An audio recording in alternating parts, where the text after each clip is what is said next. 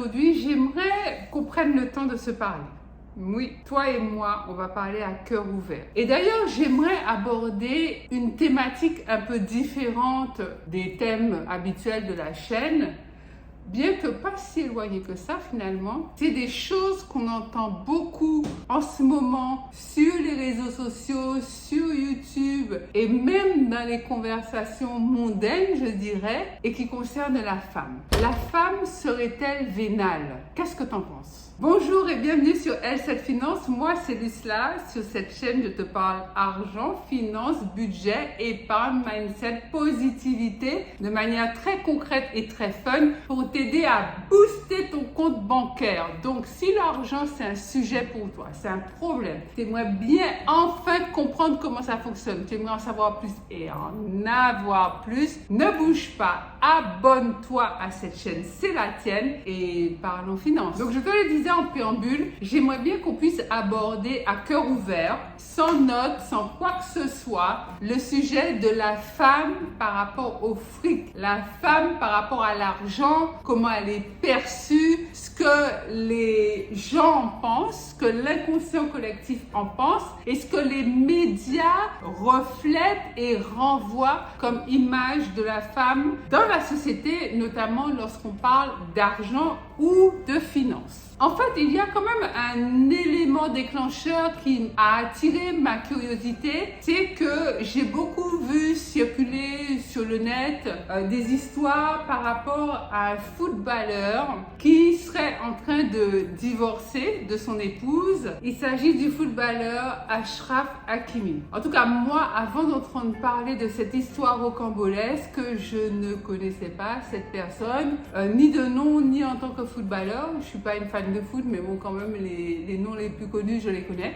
Lui, il fait partie du PSG, visiblement. Là, en ce moment, c'est le buzz, c'est-à-dire que c'est l'affaire du siècle, c'est le divorce du siècle. Parce qu'en fait, pour la faire court, et ça va servir de contexte à notre vidéo d'aujourd'hui, pour qu'on puisse se poser les bonnes questions, à savoir quel est le rôle de la femme dans le couple et en société quand il s'agit d'argent. Le footballeur Achraf, en fait, il s'est marié à une dame qui est plus âgée que lui. Ils ont quelques années d'écart, ils ont 2 enfants ensemble et ils sont mariés depuis 4 ans. Il faut savoir que Achraf Hakimi a été accusé de viol par plusieurs jeunes filles. Dans ces milieux-là, lorsque des stars, des footballeurs, des personnalités publiques connues sont accusés de viol, ça peut être vrai et ça peut ne pas être vrai. C'est-à-dire qu'il y a un business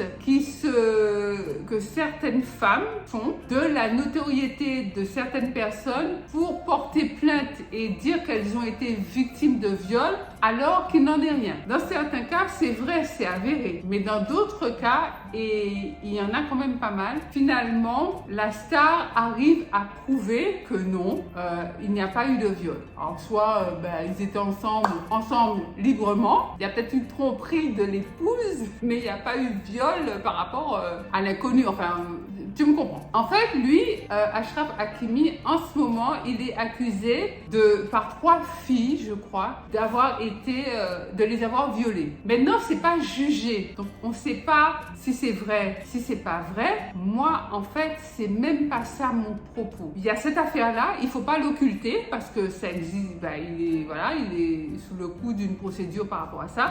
Mais ce qui m'intéresse, c'est plus, si tu veux, la position de son épouse. Donc comme je te disais, elle est plus âgée que lui, je crois qu'ils ont 6 ou 8 ans je crois d'écart. Ils ont 2 enfants. Achraf, il n'a pas encore 30 ans. Il gagne 1 million d'euros au PSG chaque mois. Suite à cette affaire, sa femme a décidé de demander le divorce. Mais le truc, c'est qu'elle demande la moitié de la fortune de Achraf Hakimi. Et c'est là où le tollé commence.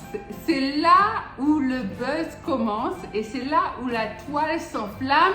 Parce qu'on dit, mais comment une parvenue, une arriviste, elle est dans la vie du gars depuis 4 ans seulement, 4 petites années. Le gars était déjà une star du football. Il faisait déjà plein de thunes au foot avant de l'avoir rencontré. il a bâti toute sa carrière par rapport à ses talents, son potentiel footballistique, et elle veut divorcer et elle lui demande la moitié de sa fortune. Donc première question, que penses-tu d'une dame qui arrive dans la vie d'un monsieur qui est déjà établi, on va dire, reconnu, qui gagne extrêmement bien sa vie, qui reste 4 ans dans la vie du monsieur, pour des raisons légitimes ou pas, on rentre pas, c'est pas notre débat, demande le divorce et réclame la moitié de sa fortune. Donc au début de l'affaire, on a dit que Achraf avait mis tout son fric au nom de sa maman et que c'est sa maman qui percevait ses fonds, qui percevait ses gains au PSG, et c'est sa maman qui percevait également tous ses revenus issus de ses sponsors. Et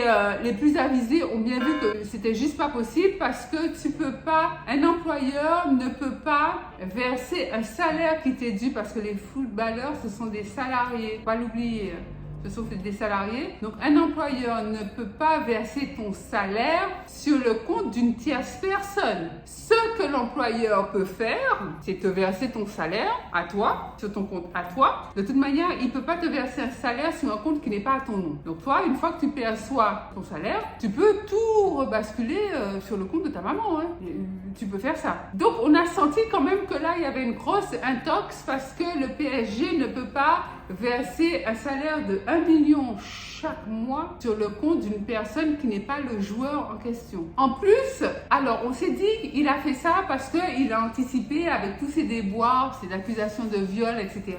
C'était pour justement prévoir le coup de sa femme, sachant qu'elle était vénale, tu vois le mot là, sachant qu'elle était vénale, pour qu'il puisse anticiper toute demande de procédure de divorce et qu'il n'ait plus un rond, qu'il soit à poil, qu'il soit nu, qu'il n'ait pas un sou. Bref, on s'est aperçu que c'était pas vrai, que c'était pas possible. Et de toute manière, même si quelqu'un, homme ou femme, étant marié, prend tout son salaire pour verser à sa maman ou à une tierce personne, cette somme étant entrée dans le foyer, si ces 2 personnes sont mariées sous le régime de la communauté des biens, même si le salaire n'a fait que transiter momentanément dans le foyer du monsieur ou de la madame, cette somme sera comptabilisée comme étant due dans le patrimoine familial. Donc, bref, on a senti que ça avait rien à voir. Et finalement, on s'est aperçu qu'effectivement, c'était vraiment une intox. Il y avait bel et bien une procédure de divorce, mais que la maman de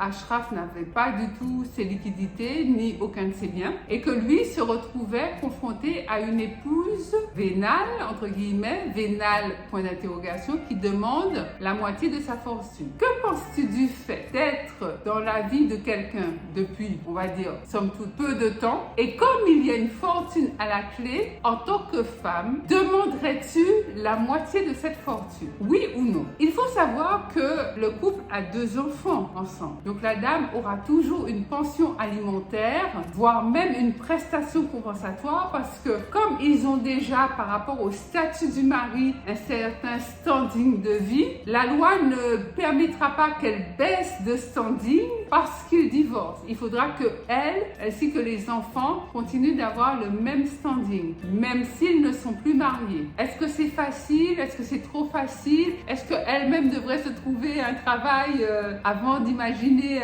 d'envisager la moitié de la fortune de son mari ou de son futur ex-mari? Qu'est-ce que tu en penses? Pour revenir à la thématique de la femme vénale, je vais t'apporter mon sentiment, mon opinion en toute humilité. Je reconnais que la société a souvent, régulièrement et jusqu'à aujourd'hui, dépeint le caractère vénal de la femme. Les femmes ne pensent qu'à l'argent. Les femmes ne s'intéressent qu'à l'argent. Si une femme te fréquente, c'est parce que tu as quelque chose dans le porte-monnaie. C'est parce que tu as des biens dont elle pourra soit profiter, soit s'accaparer. Enfin, tu as sûrement déjà entendu toi aussi ce genre de choses à propos de la femme. Est-ce que c'est juste? Est-ce que c'est vrai? Pour ma part, je ne pense pas que ce soit juste. Je ne crois absolument pas que les femmes soient vénales. Je crois par ailleurs qu'il y a des femmes vénales. Je pense qu'il y en a. Il y en a peut-être même beaucoup. Mais est-ce que toutes les femmes sont vénales? Non. Est-ce que la majorité des femmes sont vénales? Je ne pense pas non plus. Il y a une chose importante à savoir, et peut-être que là, je m'adresse particulièrement aux messieurs, si vous me regardez. Vous êtes libre de me dire aussi en commentaire ce que vous pensez de cette thématique. Sentez-vous libre d'ajouter votre grain de sel parce qu'il est le bienvenu. En fait, il faut savoir quelque chose, c'est que la femme a un urgent, je dirais même un ardent besoin de sécurité dans un couple ou dans le foyer. L'homme étant fondamentalement, ancestralement, le pourvoyeur, celui qui prend soin de son foyer, celui qui s'occupe de sa famille, celui qui met le repas sur la table, celui qui apporte l'argent, bien en fait, la femme, pareil, ancestralement, va chercher ce genre d'homme, même inconsciemment. C'est-à-dire qu'à l'époque où nos ancêtres étaient plutôt dans les forêts à chasser, à cueillir, aller de lieu en lieu en tant que nomades, il s'avère que les femmes voulaient être avec l'homme dominant, le chef, le meilleur guerrier, le meilleur chasseur, celui qui rapportait le plus gros gibier. Et je pense qu'avec le temps, avec les générations, avec les millénaires qui sont passés, la femme a gardé cette image de je veux rester avec le puissant, je veux rester avec celui qui obtient les meilleurs résultats, du coup avec celui qui a le plus d'argent, celui qui a le plus de richesse. En fait, à la base, ça n'avait rien à voir avec la vénalité.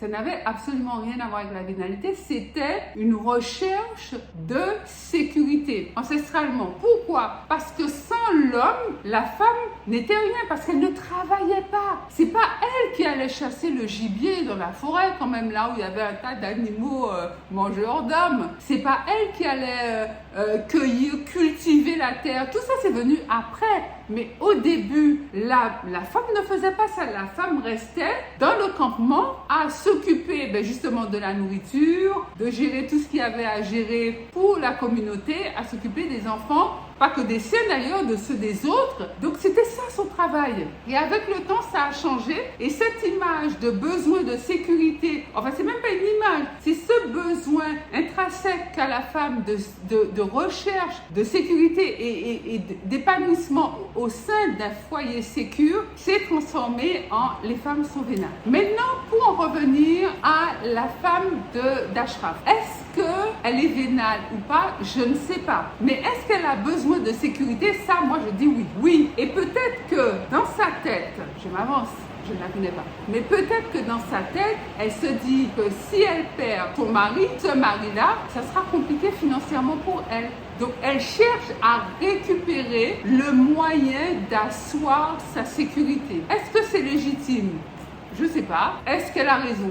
Je ne sais pas. Après, il y a des juges qui vont trancher sur leur affaire parce que finalement, après tout, ce ne sont que leur business à eux, c'est leur vie à eux. Moi, je me sers de ça pour poser des éléments de réflexion. Il y a une autre chose sur laquelle ça m'a amené à réfléchir et à penser, c'est la notion de sécuriser ton argent. Et ça, ce n'est pas lié qu'à l'homme ou à la femme. Quand on se marie pas pour divorcer, nous sommes d'accord. Personne ne se marie pour divorcer. Alors peut-être, je ne sais pas, quelques tordus te disent je me marie, dans 6 mois je divorce, je fais ça, non. Mais bon, je pense que c'est quelques tordus. Sinon, quand on se marie par amour, on ne se marie pas pour divorcer. Néanmoins, quand tout va bien, tout va bien. Mais quand ça commence à sentir le brûler, quand il y a de l'eau dans le gaz, c'est là où chacun commence à tirer parti, à faire ses comptes, à chercher comment il faut faire, etc. Mais en fait, c'est trop tard. Ce sont des choses qu'il faut faire avant, peut-être par un contrat de mariage. Je dis pas, encore une fois, je ne dis pas que c'est bien, que c'est pas bien. Je mets des pistes parce que finalement, chacun verra toujours midi à sa porte. Peut-être qu'il est bon et judicieux de faire un contrat de mariage. Peut-être qu'il est bon et judicieux que si on n'a pas fait de contrat de mariage, quand on investit par exemple dans l'immobilier, on investit en société. Par exemple, la femme décide de créer une société et que c'est elle qui a l'immense majorité des parts, des choses comme ça. Mais en fait,